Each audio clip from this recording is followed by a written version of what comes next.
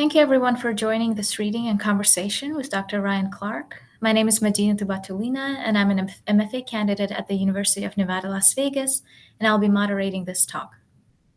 I want to begin by thanking the Black Mountain Institute for supporting this event, today's speaker Ryan Clark, and our audience for joining us. I will be introducing Ryan shortly. He will read his work and demonstrate the unique method of homophonic translation that he uses in his poetry. I have some questions prepared relating to his work and getting published. I will kindly ask that our audience members make sure their microphones are muted, but please send your questions in the chat as they come up. There will be time toward the end of the session when I will read them out to Ryan. The University of Nevada, Las Vegas wishes to acknowledge and honor the indigenous communities of this region and recognize that the university is situated on the traditional homelands of the Nuwu Southern Paiute people. We offer gratitude for the land itself, for those who have stewarded it for generations, and for the opportunity to study, learn, work, and be in community with this land. We encourage everyone in the space to engage in continued learning about the indigenous peoples who work and live on this land since time immemorial, including the Las Vegas Paiute tribe and the Moapa Band of Paiutes. Ryan Clark is a documentary poet who writes his poems using a unique method of homophonic translation. He is the author of Arizona SB 1070 and ACT from Downstate Legacies and How I Pitched the First Curve from LitFest Press, as well as the forthcoming chapbook Suppose, A Presence, which won the Action Spectacle Chapbook Contest. His poems have appeared in such journals as Diagram, Interim, The Offing, SRPR. He earned his MFA from the Jack Kerouac School of Disembodied Poetics at Naropa University, as well as a PhD in English Studies from Illinois State University. He now lives in Chapel Hill, North Carolina. Ryan was my professor at Waldorf University, where he taught courses in literature, creative writing, and linguistics. One of the things I learned from Ryan is that restrictions in form often allow even more space for creativity, which he masterfully demonstrates in his work in homophonic translation. So without any more delay, please help me in welcoming our speaker, Ryan Clark. Thank you, Medina.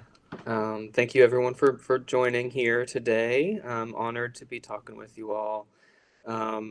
Medina was always a very promising student, so it makes me super proud to be here today with her, with all of you. So, homophonic translation, right? This is pretty much the exclusive way that I have written poetry since, I'd say about early 2010s. It's just exclusively homophonic translation. And what that is, it's essentially making a pun out of everything, as simple as that sounds. James Joyce could do it, right? So the thing is, when I was a teenager, I was not in a good spot, and I'm like, I need some carrot that's like, this is something that will keep me going, and this is a reason to keep waking up, right? So I'm like, poetry is that thing for me. Poetry became that thing, to where if I can just keep writing poetry, and if I can do something that maybe no one else has done, right? So something that isn't already somebody's bag, right? Then I can kind of make that my goal to kind of keep working toward that, and never ever really fail, unless, you die, in which case, well, whatever. But it was something I couldn't fail at, and that's something that I really needed at the time. So I got through my undergrad. I did regular kind of creative writing stuff, poetry, fiction. I had an English degree because I didn't have a creative writing program, so I took every poetry and fiction class I could. I begged to get into some classes, in fact. Did pretty well, honed my craft, learned the basics of craft, got really into meter. Not that I was just writing about metrical poetry, but I was using it to kind of practice what my poetry might sound like. Just kind of glomming onto it. I think I was driven by the mathematics of it, maybe. I don't know, even though I was really bad at math. And then when I got to grad school at Naropa University, which is a Buddhist university, it's where East meets West and let the sparks fly. It's like this 100-year educational experiment. And Allen Ginsberg and Anne Waldman helped found the Jack Kerouac School of Disembodied Poetics, a creative writing program there. And I learned about the Beats, and I'm like, okay, this is a place where they're going to let me do something weird. And they definitely did that. In fact, my second semester there, first time I ever got in a poetry workshop, I was in a hybrid forms class with the poet Michelle Naka Pierce, who became my mentor. And she said, take something that isn't traditionally poetry and then make that into poetry. And so my first thought was, I'm going to use a baseball box score. Nothing panned out from that. It was too hard. But one thing that I did have was a grammar book, and I don't have it with me right now because it's in a box in storage, but it's Andrea Lunsford's The Everyday Writer. This was just a grammar book about verbs, adjectives, I mean, just all the kind of grammar stuff, handbook stuff. Um, so I had this because I was working in the writing center at the time, and this was kind of our resource that we used. So I took little pages and I tried to resound them, make puns out of them, basically. And I actually have an early version of this to show you just how bad these early experiments with homophonic translation were. And I should maybe preface this by saying, when I was growing up, I would sometimes get bored and look at a word and kind of break it apart into other words. Like a common one would be the word literature. I would make it into lit, rat, your, like make little words out of a big one, right? I'm sure other people have done that. So this first poem that I ever wrote with homophonic translation was called Verbs. Let me share my screen real quick. And it was from, surprise, surprise, the section titled Verbs. Okay, yeah, I'm sharing. All right, so let me zoom in a little bit.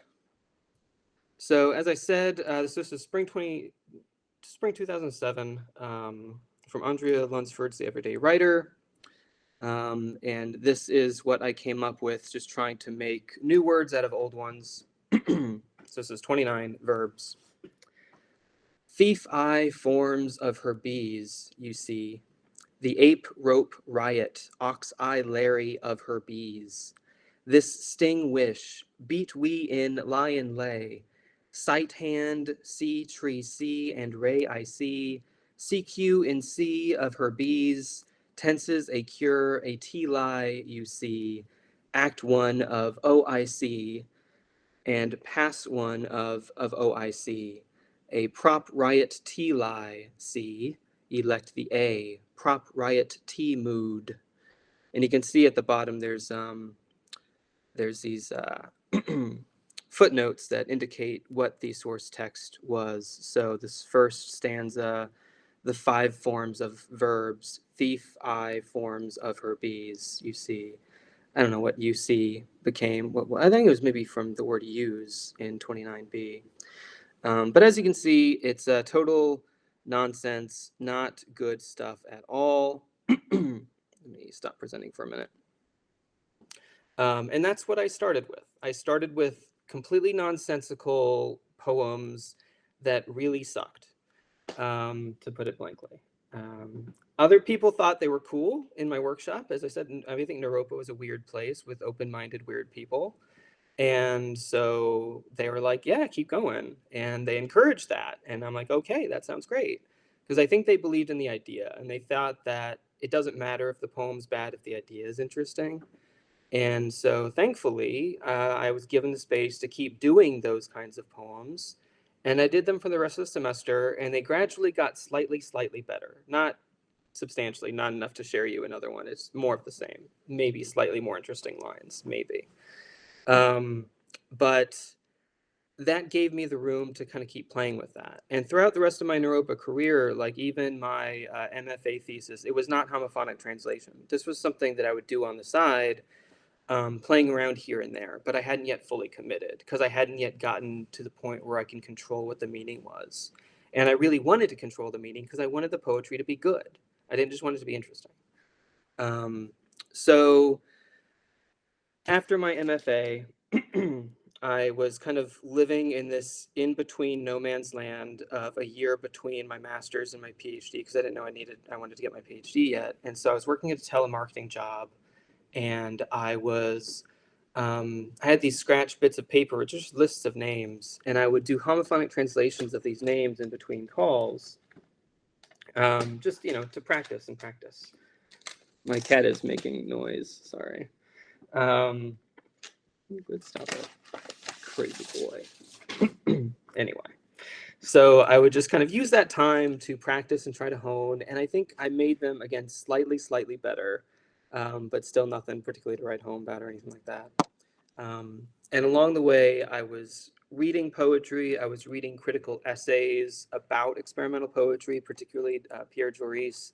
His Nomad Poetics was really influential for me, as was the critical work of Lynn Higinian and Joan Ritalik, especially A Poetical Wager was huge, and just kind of giving me these ideas of the in-betweenness and being okay with that in-betweenness and things always being on the move and always in progression.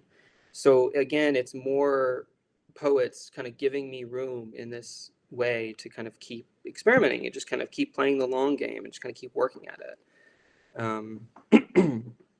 And then one of the poems that I wrote, well, I don't want to share that one actually. It's kind of, oh, I guess I can share it. It's kind of in one of these still early, maybe slightly better poems. Just kind of give you a feel for the progression, I guess. This is maybe a couple of years into the experiment, where I took a ticket. It was for a reading at Naropa's campus, just like a, like a little raffle ticket or something. And it had a number on the ticket, old-fashioned ticket. And so I just took the numbers of that ticket and I translated that over and over again, and to make a poem. I spelled out the letters. This is ticket number 700884. So I wrote out the words 700884, and I just translated that over and over again, with each new translation being its own stanza. So again, it's still not good, but I'll read this one briefly. As if he knows arose a right high tough hour, as if a check now was arrows, ere I gauged, check it, touch air, as if a kick no ways our rosary gagged, see us kid to share, as if a kiss can always air a sorry, jagged is a skid to sorry, as if a sigh sick and tall weighs errors, or rigid eyes ask idiots are we, as I sickened, a low egg has our soaring id. Ah yes, as sick I dieties airy.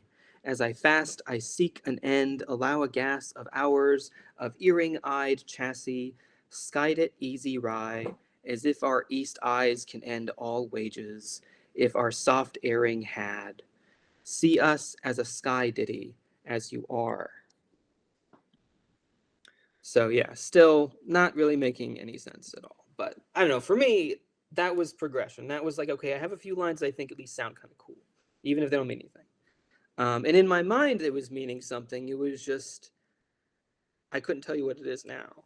But in my mind, like I have these eyes, and it's working very, very metaphorically, but I'm reaching towards some kind of control there. Now, when I got to Illinois State University, go Redbirds, yep, Jenna. I was fortunate to work with, the first poet I worked with was Duriel Harris. And she taught me a huge amount, mostly about how to be an artist, and how to be an artist with intent. And one of the things she did my first semester there was she asked me why I write. And I'm like, people tell me I'm good at it and it's fun. And she's like, no, it's not good enough. Like, you're getting your PhD in this. Like, you got to have a good reason to keep doing this. And so, I was talking with her and I was talking about being, a teenage sad boy, depressive. And she's like, well, there you go. I mean, you're writing as a way to kind of keep alive. And I'm like, well, yeah, I guess that's kind of true. And so I think that made me think more intentionally about what I was doing, not just like, okay, I'm going to translate tickets and stuff, or I'm going to translate random bits of language, but like be more thoughtful about what I'm translating and why I'm doing it. So from there, I started to think about projects I wanted to do. And the first project I wanted to do, because I love baseball, was about the inventor of the curveball, Candy Cummings, William Arthur Candy Cummings. He was only like 5'7", 5'8" guy from Brooklyn, and he, as a kid, he would throw these clamshells, into the river, and he could make them curve. And he's like, you know what? And this is back in like the 1860s when he was a kid. And he's like, I bet I can make a ball curve too, like these clamshells, if I really try and work at it. And so he experimented with like arm angles, ways of throwing, like moving the ball in his hand as he's throwing it, like all this kind of stuff, until finally in like the early 1870s, when he was well, I think he was technically an amateur pitcher at the time. Professional baseball didn't exist for another couple of years. But he made the ball curve. He literally did something that no one else had ever done, make a baseball curve, not just go hard or slow. He made it like bend in air with physics. And he spent years doing this, like trying it out, and he finally did it. And I'm like, there's my inspiration. This guy who, like, people would look at him, he's like, he's not an athlete. He's just like this scrawny guy who's geeky about this one thing. And I'm like, I can do that. So it was another bit of inspiration for me. And so I took his How I Pitched the First Curve, which he published in Baseball Digest in the very early 20th century when he was an old man, about how he invented the curveball. And so it's like a 2-page article, and I took that and I translated it 10 different ways. So 9 innings plus a 7th inning stretch, obviously. And with each translation, each inning was about a different social issue within the sport of baseball. So you're talking racism, labor issues, gambling, exploitation of Latin American teenage prospects, the tragic story of Josh Hamilton. For those who don't know about Josh Hamilton, you can look it up. He was the best player in baseball. He was like Superman for like 3 years, and his body fell apart because he was a heroin addict in his early adulthood, and it almost killed him. And his body couldn't hold up after he got clean. So he played a few years and then couldn't anymore. But for those few years, he was like somebody out of a comic book. He just could do everything and so well. But he had a really tragic story, not just the drug abuse, but other things involved there. So I was writing these different things, trying to get at the heart of baseball, because baseball is so closely tied to, the history of America generally. So you can talk about all these social issues within, just talking about baseball, which Ken Burns did amazingly well in his documentary, by the way, called Baseball. So that became my first book and my first major manuscript from my dissertation. And then in 2010, the governor of Arizona signed into law this horrible anti-immigration bill called Arizona SB 1070, which essentially was legalized racial profiling, where any police officer could ask someone they suspected of being an undocumented immigrant for their papers. And it spawned nationwide protests, and it made me the most angry I had ever been in response to a news item. Because growing up in Texas, like, Latinos were always my neighbors, my friends. Like, my sister's best friend would always bring tamales for Christmas that her mother made. Like, it was always a part of what I considered to be my neighborhood, my family. My family's from San Antonio, so it's always been a big part of San Antonio culture and heritage. Um, and I was so busy with being a grad student that I didn't feel like I could go up to Chicago, take a 2-hour train ride to Chicago and go through and march with people. Even though I wanted to, it felt impossible for me. And so I took that anger and, like, I'm going to take that bill and I'm going to translate it to make it say something else, because I don't want it to say what it says. And so I took that full page, it was a 16-page document, and I rewrote it as poetry that kind of works, hopefully, in kind of opposition and in resistance to the bill, highlighting a need for humanity and care, and compassion, and not, scaring people to where they can't survive or even call 911 if they're suffering domestic abuse. So that became my second book and second manuscript that made it into my dissertation, called Arizona SB 1070, an act. And that was really the first book where I felt like everything came into focus for me, because the baseball book was, I think I did a good job of making it make sense and doing something kind of conceptually cool and meaningful, but the poetry just wasn't that great, I don't think. And I can kind of show you what I mean. Um, let's see. At least I don't think it was that great. Maybe you're kinder than me. All right. So this is from How I Pitched the First Curve. This was an early version of what appeared in the book. This was before I'd figured out how to space things on the page for this particular project. I just used this in stanzas at the time. So I wrote this in summer of 2011. I wrote over here, submitted to conjunctions ... because this was never going to be worthy of conjunctions, and I didn't know what I was doing publication wise yet. But anyway, this is from an inning that looked at steroid use in baseball. So all these players taking steroids because you have these super competitive athletes who want to be the best, and you have steroids that give you a leg up, and of course they're going to do it because they're competitive. They want to be the best. So this is from How I Pitched the First Curve. Age of fitness gave our shot the idea of making a ball curve veins. A pennant chase led here. There is not much explanation. I need some more of this size, this roar of Sammy's love from us, our selfish, bitter winds, slams, hauls, the heart's hall of righteousness, all along tore fair. Turning away right now, we left what rested in the machine of it and x-rayed for an hour our armor.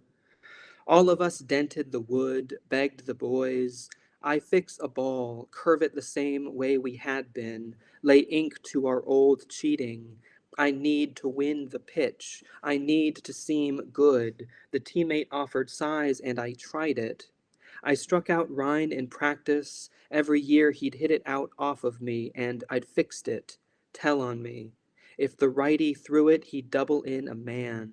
Nerves sit on forethought. They push to win, go with it. Then try to hold the ball in foreign touches. My messy hand, my win. If I've risked less to curve for success, where is enough to taint me? Motive ripped into me there.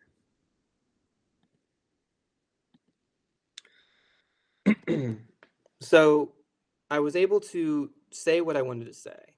But I wasn't happy with the poetry. It felt weak to me. It felt too direct. I felt like I was controlling it too much, which was good in the fact that I'm able to talk about very specific things using this way of making puns out of stuff. Like that's pretty good.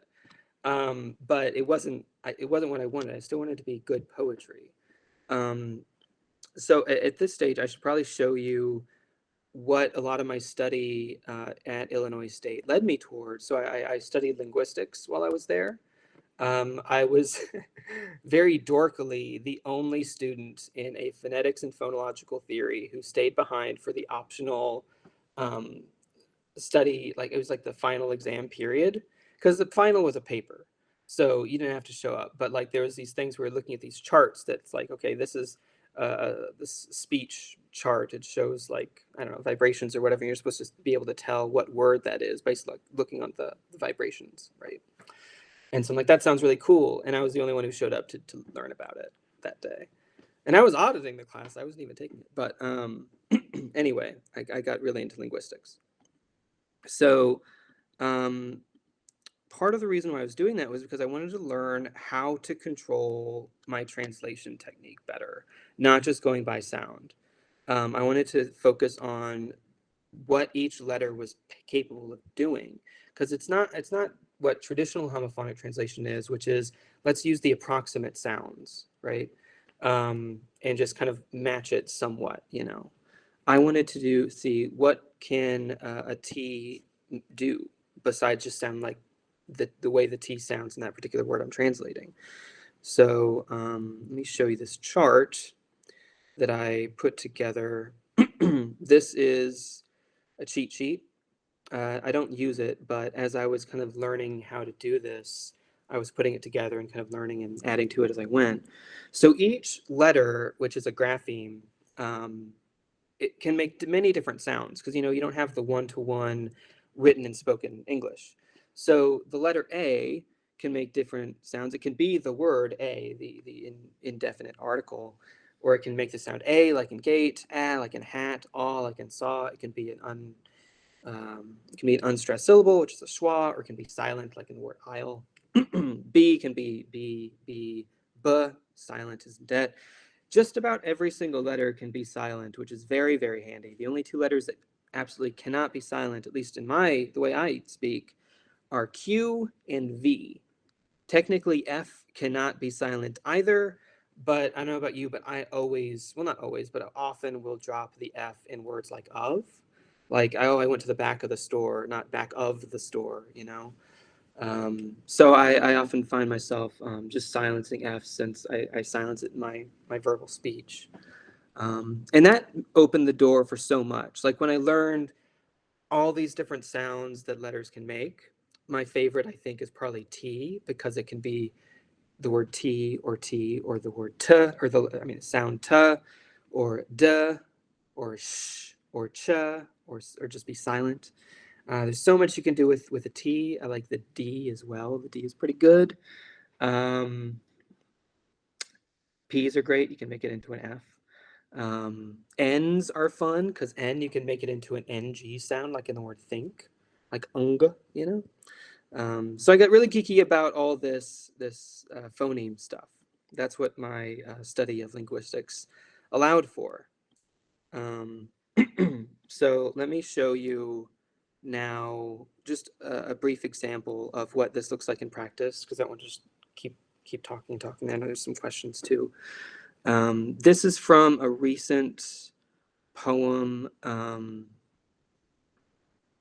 called Airbase as Gunshot Residue, which is from a project I just recently finished called Contamination, which is looking at environmental contamination from Lodges Field Air Force Base on Terceira Island in the Azores in Portugal, where I lived as a child for 4 years growing up. Because my dad was in the Air Force. He worked in fuels actually at this base.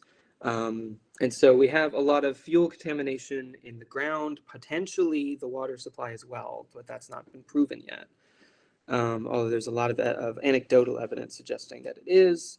Another thing that is fairly indisputable is there have been heightened cancer rates from people living on the island. So naturally you think, okay, the base is leading to these higher cancer rates. And again, it hasn't been definitively proven, and they're studying it now, but the signs seem to suggest that's the case. Unfortunately, they found out about it in 2004, and they're only just recently starting the decontamination process. So it's very infuriating. So what I did with this one, just to show you, I took a number of different source texts for this project, including diplomatic cables, archival materials, online news articles, anything I could find really, because there isn't a lot in English language news reporting about this. So one common type of source I used was the United States-Portugal Standing Bilateral Commission Joint Statement, which is published twice a year during these Standing Bilateral Commission meetings. One will take place in Portugal, one will take place in the US, and there's two per year. So they always have updates about kind of goings on between the two countries.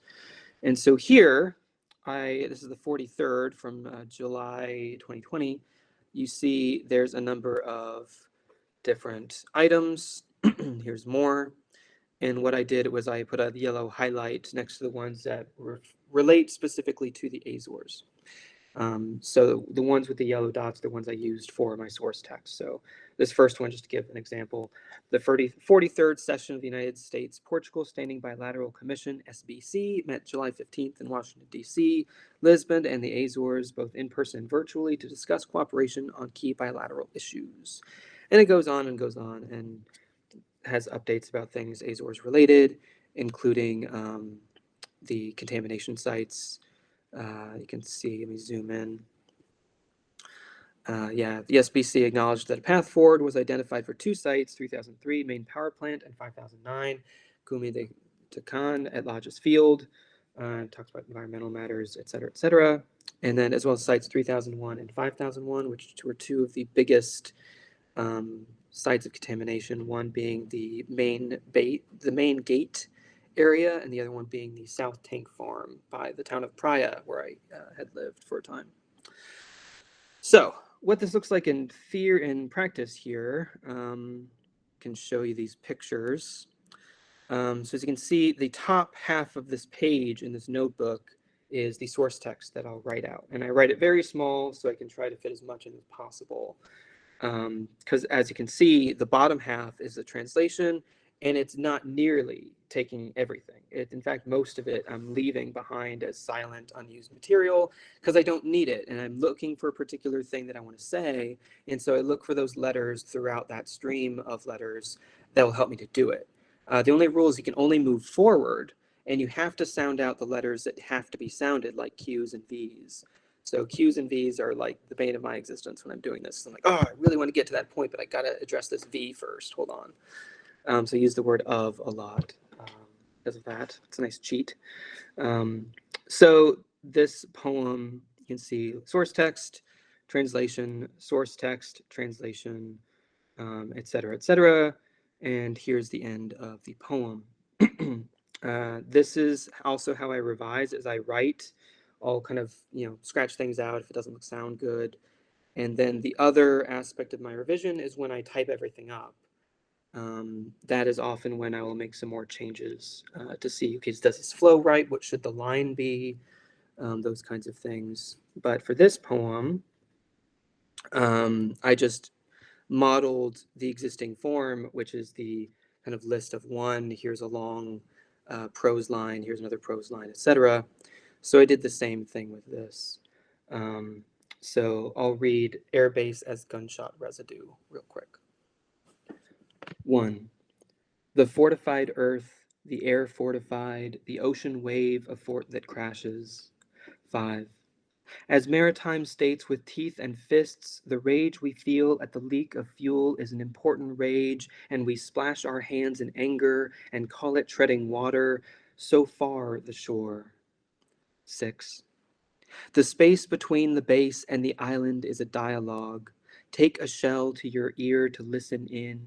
Subsurface water runs, burst of interference. Call lost over and over, so you remove the shell, let it fall, shatter. 9. Under the gate to the base, what holds, what doesn't, what passes security. 11. Both sides recognize the story. A gun finds a wonderful land in which to fall in love, yet it goes off to wish itself more fire and goes off and goes off. 12. One day the earth, full of wound, full of smoke, shows the gun an X-ray, and the gun shoots the sun until a dim universe sheds from its light the substance of blame. 14. So we acknowledge the path of the bullet and follow the gun into the gun's hole and track the progress of lamentation under and within heavenly bodies. The giant maw of the gun belches through a house enough to shift the foundation and passes out too onerous to lift. 15. The labor of cleanup is a militarized mop fighting to heal however such force intends to heal. That is, in a dance with the song of a gun. 16. Suppose the gun went quiet. So this poem actually, like 3 days ago, I learned is forthcoming in Copper Nickel. Yay! A journal that I've long loved. And so, as you can see, it was previously rejected by some other journals, whatever. Yeah. So as you can see, I that's many, many years of progression and just working at this. And not really knowing what the end result's going to be, but just knowing I love doing this kind of work. This is work that seems to call to me and who I am as a lover of puns, and a desire to kind of write about things going on in the world. Um, and it took several years of not publishing anything and writing really bad stuff that was terrible. And I think it wasn't until, I want to say 2012, maybe, that I had any homophonic translation. Actually, hold on. 2013, I think, when I finally got some homophonic translation published that wasn't a friend of mine, you know. And that's, I mean, I started doing this in 2007, so that's, 5 years of honing this method before any of it was remotely publishable. And then past that point, I mean, it's really been the past couple of years of starting to get regularly in decent journals. So it's been a very, very long process. Thank you, Ryan, so much for the great reading and demonstration of how you work and how you create. Um, I'm going to go ahead and ask a couple questions that I've prepared. Anyone in the audience, if you'd like to drop any questions you have in the chat, I'll read them aloud as well, and we'll talk about those. Or since there are a few of us, you can also raise your hand and ask them yourselves too.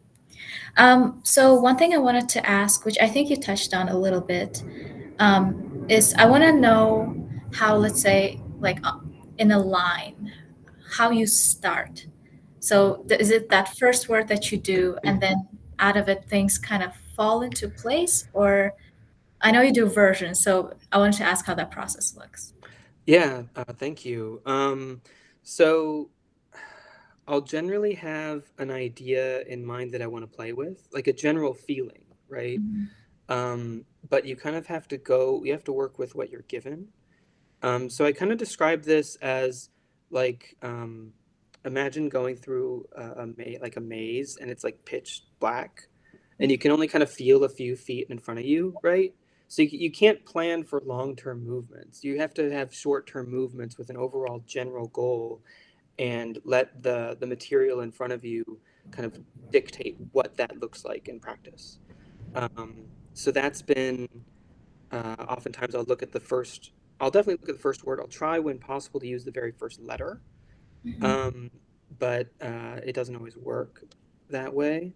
Um, so let me look at like this poem here. So for example, uh, this ended up being a poem. I'm looking at a poem here, if you can see. This became called Airbase as Steven Seagal Action Scene. It's a great title. The poem didn't live up to the title, but it's fine. Um, and the first line of the source text was the 44th session of the Portugal United States Standing Bilateral Commission. It's another Standing Bilateral Commission report. So I used the first word, the became the, but instead of 44th session of the Portugal United States, da da da, I looked for the word first. So I took, from 44th, I took the fur, right? Mhm. And then session, I got my S. And then I looked for a T, and I got session of the. So that became first, right? So once I have a word in mind, I'm like, okay, I'm scanning the letters ahead. Do I have those letters to make that word? And then again, if there's a V or a Q, I'm like, crap, no, I have to go back and try something else. Um, so yeah, it's very much like working in collaboration with the text, but that's kind of how I generally go about it. Is I'll look for something, and I'll have, thesaurus.com in front of me. If like I really want to use this word but I can't, so is there something else I can put in there? Oh, that's great. Yeah. Yeah, I didn't think about it, how you have an idea what you want the line to do first in terms of meaning. Um, we do have a question from Joshua. He says, have you considered trying to translate the baseball score box again? The box score. No, maybe one day, but I feel like I've done what I wanted to with baseball. Um, I do love baseball, but yeah, I focus on one thing for a long time. Like I'll have a project for, 3 to 5 years at a time, and just work on that and work on that and work on that. And then I'll go on to the next thing, and I'll be like, okay, I'm on to the next thing now. And so the baseball thing is kind of in the past, and I'm like, I don't really want to go back to that. I have these other projects I want to keep doing. So I'm I recently finished the contamination project and have sent that out to different publishers and stuff as a manuscript. And also have intend to do a follow-up to that called decontamination. And I'm applying for an NEA grant so I can actually have money to go to the Azores and actually talk to people there and not just rely on secondhand information. Um, but that'd be another project down the line. But this next project I'm currently working on now is about Texas because I'm from Texas. I love Texas, and yet I'm ashamed of so much that Texas is doing. So how to hold those feelings, is really difficult. But I have my my journal picked out. I have like 6 of these that I'm going to use to write this project. Yes, it's beautiful. It is beautiful. Meowdy. Oh, great. Fingers crossed. I hope Mhm. like the project works out and you're able to meet some people and get the first-hand information. I also wanted to know how doing homophonic translations of, for let's say, individual poem project that you sent out to journals, how the transition was to working on like a larger text and turning it into a book. Like, first of all, maybe like choosing the base text that you're going to translate, but also how to keep it, because I know the same text has a lot of the same words that keep repeating. So how to keep the book cohesive while also not making it repetitive. Could you speak a little bit to that? Yeah, definitely. So once I got to Illinois State, that's where I started to think in terms of projects. So then I had, my how I pitched the first curve, baseball, just like 2-page thing, and just translate over and over and over again. And then with Arizona SB 1070, it was 16 pages of just boring, boring, and also awful legislation speak, which is not fun to read or translate or whatever. Um, but that was just, yeah, thank you. It's a beautiful cover. It It's is, yeah. beautiful. Steve Hawley with Downstate Legacies. Yeah, that's all him. Um, but then once I got out of grad school, my first big project became about it's called Old Greer County, and I've submitted that manuscript to lots of places too. And I've gotten a lot of individual poems published, but not much luck with the full manuscript yet. Unfortunately, it's gotten close a couple places, but not quite. But I finished that back in 2019, so it's been a few years still. Um, and what I did was I talked about this corner southwest section of Oklahoma that used to belong to the Republic of Texas, and before that was Mexico. Before that was Spain. Before that was just indigenous land. um, but my parents were from San Antonio, and I was born in Altus, Oklahoma. And so my parents would tell my sister and I that we were born in the state of Oklahoma, but the Republic of Texas. So, and I spent 7 years of first 7 years of my life in Oklahoma, later 7 years of my life in Texas. So I feel more Texan than anything. So I wanted to write about that particular history of that weird corner um, because borders are stupid, and it just highlights how stupid they are because there's these different forks of the Red River, which is the boundary between Texas and Oklahoma, and so the North Fork used to be the border. Like back in the 1820s, it was Adams-Onis Treaty. That was the border between Mexico and the U.S. But then the Republic of Texas ran up a lot of debt. The U.S. is like, hey, we'll forgive your debt if you change the border to the Southern Fork instead of the North Fork. And so that's how overnight a bunch of people, became went from living in Texas to living in the Oklahoma Territory. And it's like if borders are that just trivial and just stupid, like what's even the point? And so I just want to talk about the history of the area, and I for that project, I traveled there and I did 2 rounds of field research, one in 2014, one in 2018. Went to area history museums, collected archival materials from them, talked to people to research more, because it's just a bunch of small towns are just drying up because agriculture isn't working there anymore because of a series of droughts and climate change isn't helping. So it's people just moving away and towns are just dying. So with all those poems, I had like a particular archival document that would turn into a poem, right? And it made a bunch of different poems. I think I wrote something like 150 or more poems for that project. And then, let's see, I also did a series of translations of Donald Trump tweets, which is awful. It was his first 100 days of office, and I decided to translate every single tweet he submitted or he posted during his first 100 days of office. That was the least fun I've ever had doing a poetry project. The poems weren't good, and I didn't care they were good. I just wanted to get through it. It's still available, actually, online. It's at Trump_HT if you want to look at it. Um, no need to because it's not good. Um, and it sucked. Yeah, thank you. Um, and then after that, I did the Azores project that I just mentioned, which is a bunch of different stuff. And with this Texas project that I'm starting now, it's the Texas Declaration of Independence, the preamble to the state constitution, the Constitution itself, and various other civil codes that I find interesting and wanted to talk about, other pieces of legislation as well, and just kind of writing about anything that is related to that aspect of Texas. But the main one being the Texas State Constitution, which is huge. So that's going to take me a long, long time.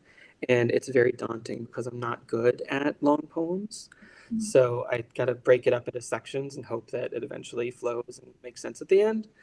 Um, and in fact, there was a poem that I finished just before going to AWP briefly ago, where I translated one such long text for this Texas project.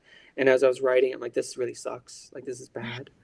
Um, I can even show you some of the frustrations. Let's see, where's a good page? It shows a lot of scribbles on it. Yeah, there we go. There's a lot of scribbles. I was really upset and angry. It was not going well. But then when finished it and I typed it up, I'm like, this stuff actually does go together somehow, which I was surprised by, and it turned out really good, I think.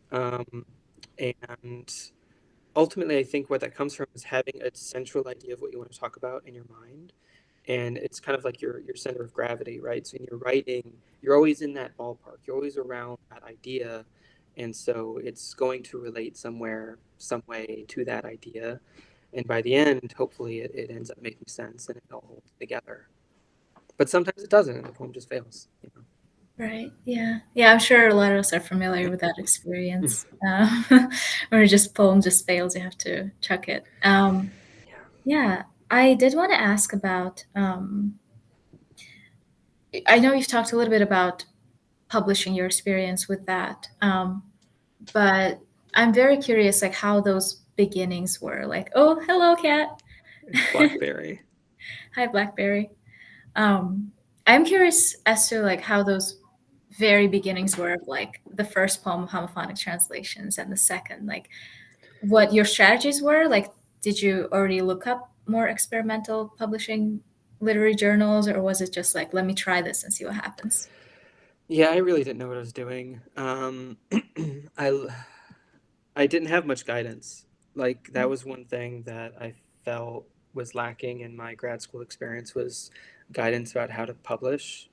Like they would tell us about journals that they publish in, but like it's not good for me. I'm not I'm that not doing level. So homophonic translations. right. So that's why I ended up sending a poem that wasn't ready to conjunctions, and of course it got rejected.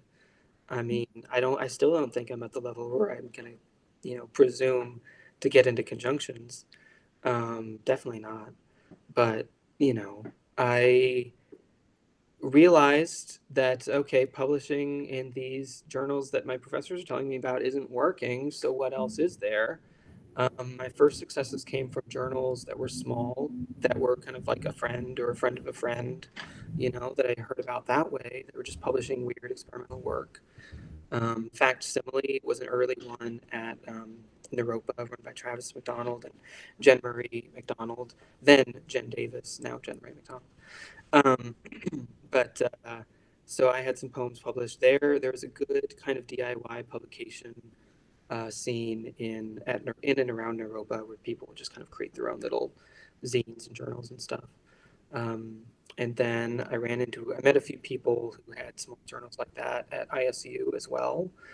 Um, but I didn't really start publishing regularly until I was at Waldorf, actually, because here I'm at this tenure track job and I got to publish or else, like, I'm not going to get Right. tenure.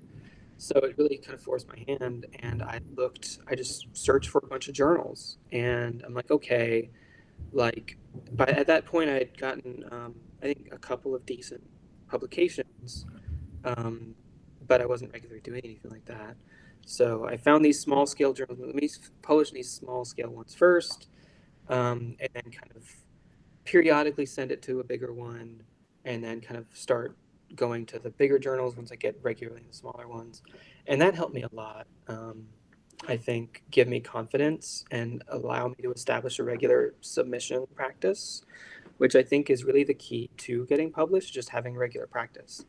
I'm sure I've told you before, I've definitely told a lot of students the idea that getting published is really the question of just sending out your work and doing it regularly and not expecting anything to happen, because getting published is more so the end result of the practice. It's not the result of a single submission. You just keep sending out the work, keep sending out the work. It gets rejected, send it to more places. And just over time, that will pan out.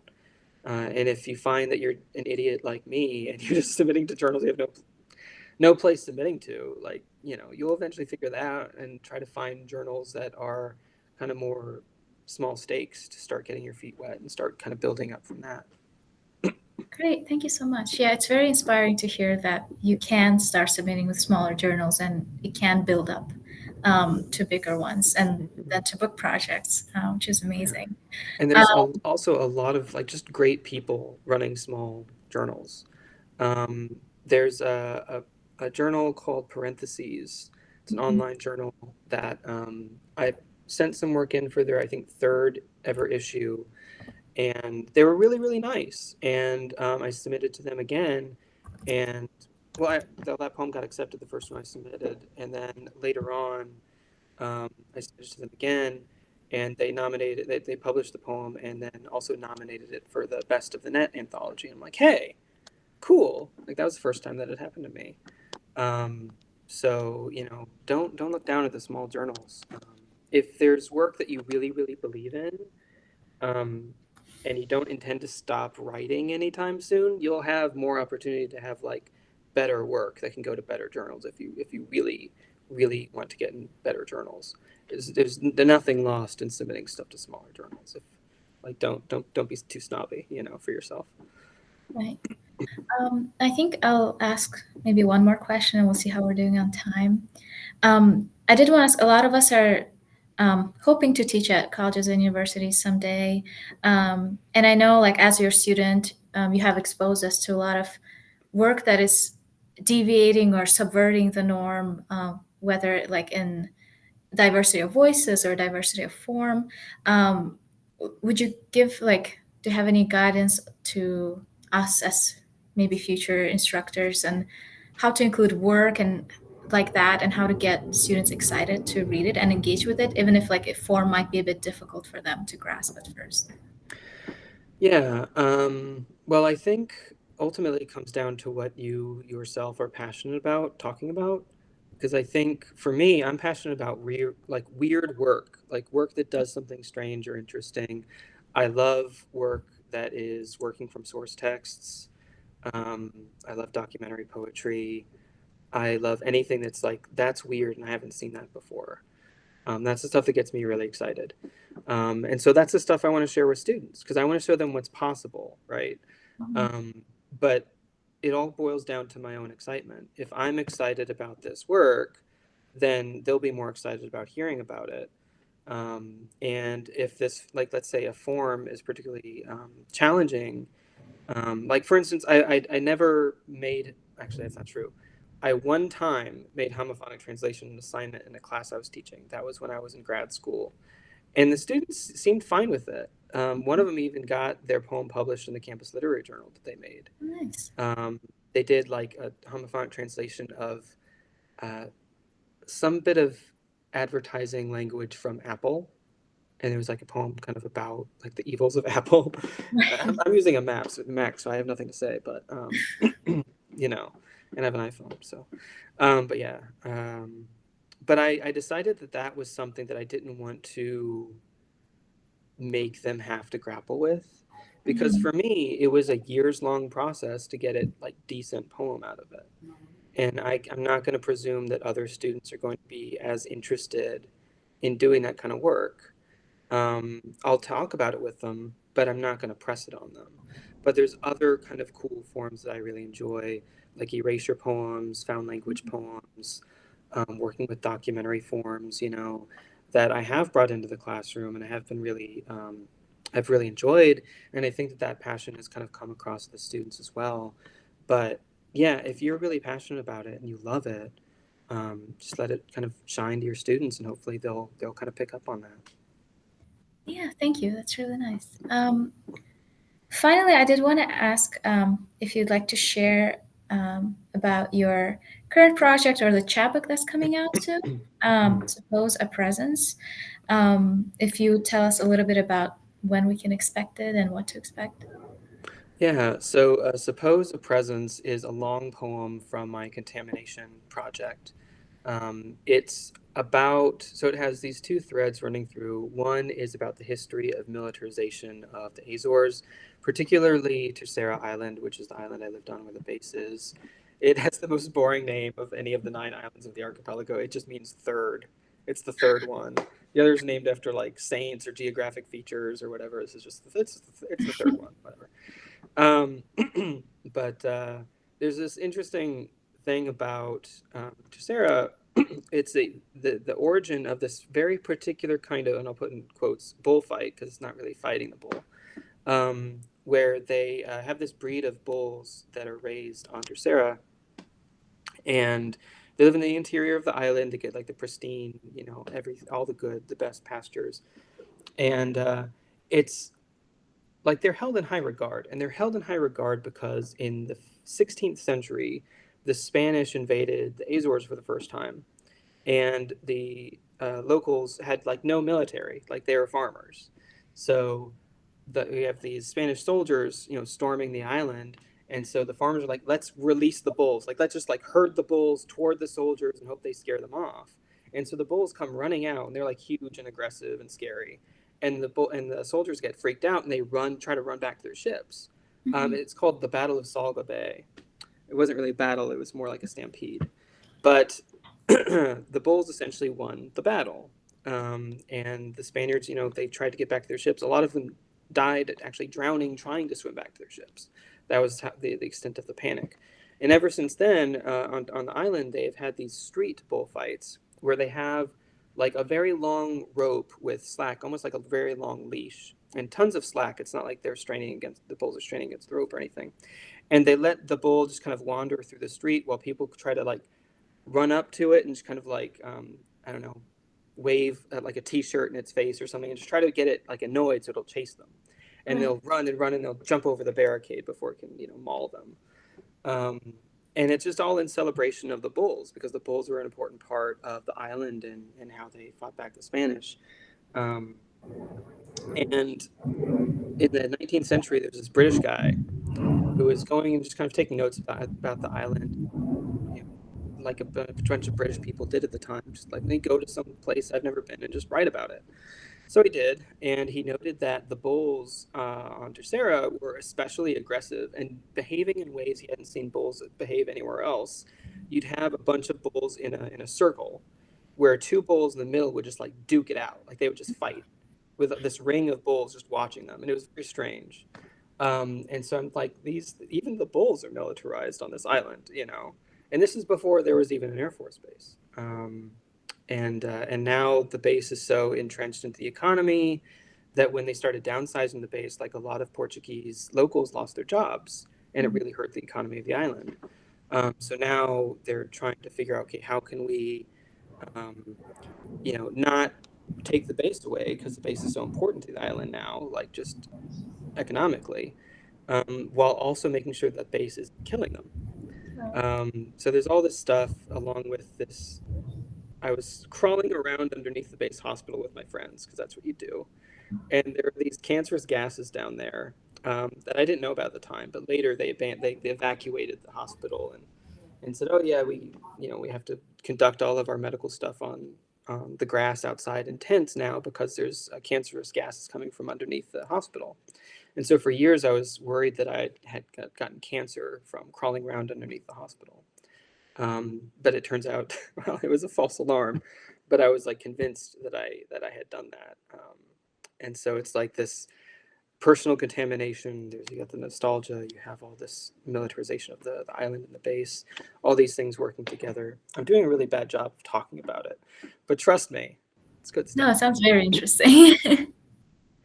Nice. Thank you so much, Ryan. And thank you, everyone, for being here.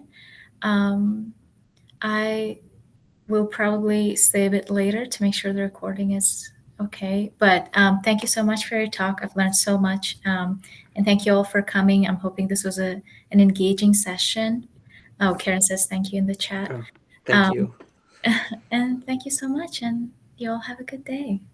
Thank you, Madina. Thank you, everybody.